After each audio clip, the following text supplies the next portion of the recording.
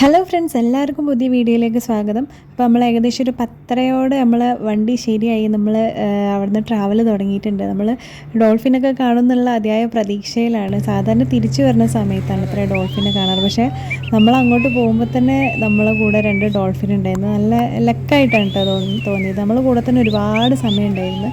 ഡോൾഫിനെ കാണുമ്പോൾ ഈ ക്രൂയിസിലുള്ള ആൾക്കാർ ഇങ്ങനെ വിസിലടിക്കുകയാണ് ചെയ്യുക.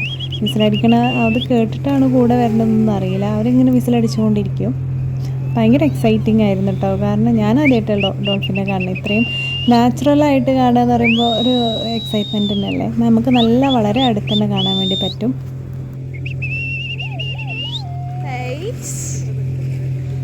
അടിപൊളി.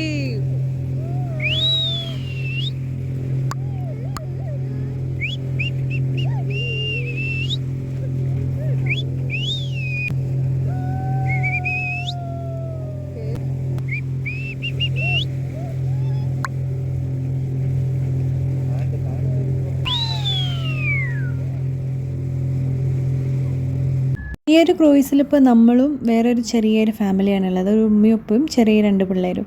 അപ്പോൾ ഭയങ്കര റഷൊന്നും ആയിരുന്നില്ല. നല്ല എന്താ പറയുക, സമാധാനമായിട്ട് നമുക്കിങ്ങനെ വിശാലമായിട്ട് ഇരിക്കാനുള്ള സ്ഥലമൊക്കെ ഉണ്ടായിരുന്നു. പിന്നെ അവർ ഈ ഡോൾഫിനെ കാണുന്ന സ്ഥലത്ത് നമുക്ക് ഡോൾഫിനെ കാണാൻ വേണ്ടിയിട്ട് മാത്രമായിട്ട് ചില സ്ഥലത്ത് നമുക്ക് നിർത്തി തരും. പക്ഷേ അവിടെ നിർത്തിയപ്പോൾ നമുക്ക് ഡോൾഫിനെ കാണാൻ വേണ്ടി പറ്റിയില്ല. പക്ഷേ നമ്മൾ കുറേ സമയം നമ്മളെ കൂടെ ഈ ഡോൾഫിൻ ഇങ്ങനെ ഫോളോ ചെയ്ത് വന്നതുകൊണ്ട് നമുക്ക് നല്ല രീതിയിൽ തന്നെ ആ ഒരു കാര്യം എൻജോയ് ചെയ്യാൻ പറ്റിയിട്ടുണ്ട്. അൽഹംദുലില്ലാ.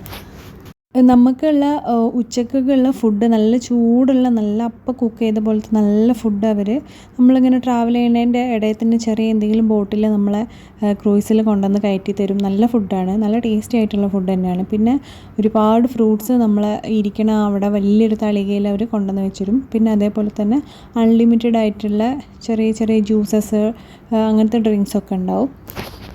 നമുക്ക് വെള്ളത്തിൽ ഇറങ്ങാനുള്ള സമയമായിട്ടുണ്ട്. മോനെല്ലാം ഭയങ്കര എക്സൈറ്റഡ് ആണ്. അവരോടൊക്കെ കിടന്ന് ചാടി കളിച്ചുകൊണ്ടിരിക്കും. നമ്മൾ 3 വെള്ളത്തിൽ ഇറങ്ങിയിട്ടുണ്ടായിരുന്നു. നമ്മളെ കൂടെയുള്ള ഫാമിലി അവർ ഇറങ്ങിയിട്ടുണ്ടായിരുന്നില്ല. അവർക്ക് കുഞ്ഞു കുട്ടികളുണ്ട്, അവർ ഇറങ്ങിയിട്ടുണ്ടായില്ല.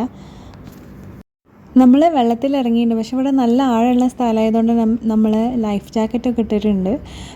എന്താ പറയുക, ആദ്യം സാധാരണ ടെലഗ്രാഫ് ഐലൻഡിൻ്റെ അവിടെയാണ് നിർത്തുക. പക്ഷേ ഈ ടെലഗ്രാഫ് ഐലൻഡിൻ്റെ അവിടെ നിർത്തിയപ്പോൾ നല്ല കാറ്റായതുകൊണ്ട് ഈ ക്രൂയിസ് തമ്മിലിങ്ങനെ ഇങ്ങനെ പരസ്പരം ഇങ്ങനെ മുട്ടണമുണ്ട്. അവരവിടുന്ന് മാറ്റി വേറൊരു അത്യാവശ്യം നല്ല ആഴമുള്ള സ്ഥലത്താട്ടോ കൊണ്ടുപോയിട്ടത്. അപ്പോൾ നമ്മൾ അവിടെ ഇറങ്ങിയിട്ടുണ്ടായിരുന്നു. അത്യാവശ്യം എനിക്ക് നീന്താൻ അറിയുന്നു. പക്ഷേ കടലായതുകൊണ്ട് എനിക്കൊരു പേടി. അപ്പോൾ പിന്നെ ഞാൻ എന്തായാലും ലൈഫ് ജാക്കറ്റ് ഇടാൻ വിചാരിച്ചു. മോനൊക്കെ നല്ലോണം എൻജോയ് ചെയ്തു. നമുക്ക് ഇനി കുറച്ച് കഴിഞ്ഞിട്ട് തീരെ ആഴമില്ലാത്ത നല്ലൊരു ഫിഷസിനൊക്കെ നല്ലോണം കാണാൻ പറ്റിയ ഒരു നല്ല ഏരിയയിൽ അവർ നീന്താൻ വേണ്ടി കൊണ്ടാക്കി തരും.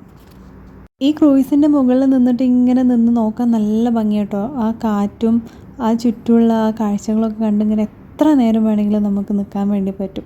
അപ്പോൾ നമ്മളെ ജീവിതത്തിൽ നമുക്ക് വേണ്ടിയിട്ട് നല്ല കുറച്ച് സമയം കണ്ടെത്തണം. നമ്മൾ ഈ തിരക്കിനിടയിലൊക്കെ നമ്മളെ ഇടയ്ക്കെങ്കിലും ഒന്ന് പൗസ് ചെയ്ത് നമ്മൾ ആലോചിക്കണം, നമ്മൾ എങ്ങോട്ടാണ് ഈ ഓടുന്നത്, ഈ യാത്ര ഫുൾ എൻജോയ് ചെയ്തിട്ടാണോ നമ്മൾ പോയിക്കൊണ്ടിരിക്കണമെന്ന് നമ്മളൊന്ന് ശരിക്കൊന്ന് ആലോചിക്കേണ്ട കാര്യം തന്നെയാണ്. നമ്മളെല്ലാവരും തിരക്കിലാണ്. അപ്പോൾ നമുക്ക് വേണ്ടി ഒരു ഇത്തിരി സമയം എപ്പോഴെങ്കിലുമൊക്കെ മാറ്റി വെക്കുക, ചെറിയ ചെറിയ യാത്രകൾ ചെയ്യുക.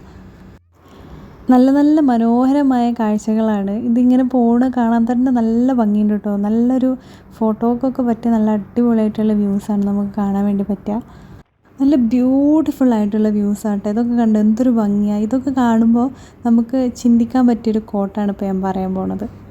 നീ കാണുന്നില്ലേ കടലിൽ കപ്പലുകൾ സഞ്ചരിക്കുന്നത് ദൈവത്തിൻ്റെ അനുഗ്രഹത്താലാണെന്ന്?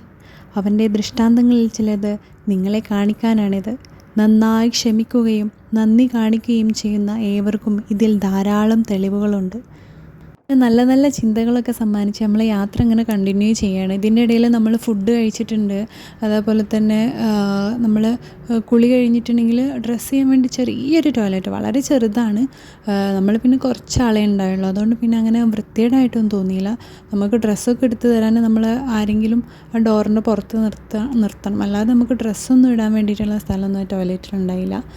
അങ്ങനെ നമ്മൾ ഈവനിങ് ഒക്കെ കഴിയുമ്പോൾ നമ്മൾ വളരെ എന്താ പറയുക, ഒരുവിധം ഉറക്കം വരുന്ന അവസ്ഥയിലെത്തിയിട്ടുണ്ടാവും. കാരണം നമ്മൾ നീന്തി ഭക്ഷണം കഴിച്ച് പിന്നെ ആ കാറ്റും ഇങ്ങനെ വരുമ്പോൾ തിരിച്ചു പോണ യാത്രയിൽ നമുക്കിങ്ങനെ ചെറുതായിട്ടിങ്ങനെ ഉറക്കം വരാൻ വേണ്ടി തുടങ്ങും. നീന്തിയ ഡ്രസ്സൊക്കെ മാറ്റി കഴിഞ്ഞ് വന്നിട്ടുണ്ടെങ്കിൽ അവർ എന്താ പറയുക നമുക്ക് നല്ല ചൂടുള്ള സുലൈമാനിയൻ ഉണ്ടാക്കി തരും.